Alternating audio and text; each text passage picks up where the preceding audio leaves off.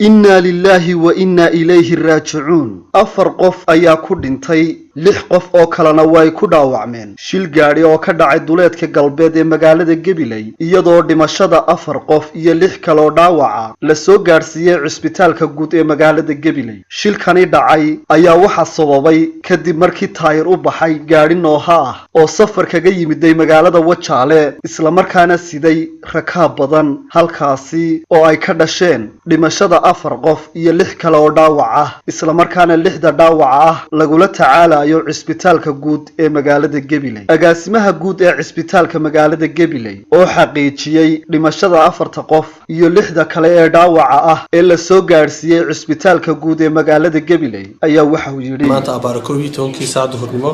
shil baabuur oo ka dhacay halkan Caratuulka shilkaas wuxuu ahaa 10 qof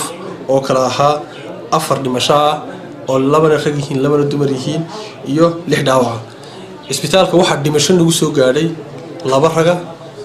labada dumarna waxay ku dhex dhinteen isbitaalka ka bacdi markaan muddo la tacaalnay alxamdulillah toodi ayaa timid waxaan ku rajoonaynaa dhaawac intii kalena waxaan u gudbinay isbitaalka guud ee Hargeysa taliyaha qaybta booliska Gabiley gaashaale sare Axmed Saciid Maxamed iyo barasaabka gobolka Gabiley Axmed Cismaan Xaaji Axmed oo iyaguna halkaasi ka hadlay ayaa waxa hadaladoodii kamid ahaa gaarigaas wuxuu ka yimid Wajaale waxa gaari nooha ah oo lambarkiisu yahay 67367 waxa waday darawalka ahaa marxuum Cadnaan Abubakar Faarax ayuu darawalku una geeriyooday runtii gaariga sidan loo soo ay trafficadu laanta nabadgelyada soo gudbiyeen waxa u baxay taayir xawlina uu ku soconayay sida darteed uu sameeyay rafasho badan aad baa dadka wax ugu gaareen dad badan baa dhimasho dhaawaca waxa dhaawacmay 10 qof baa saaray gaariga macal darawalka 6 qof waa dhaawac ilaa hadda 5 waa rag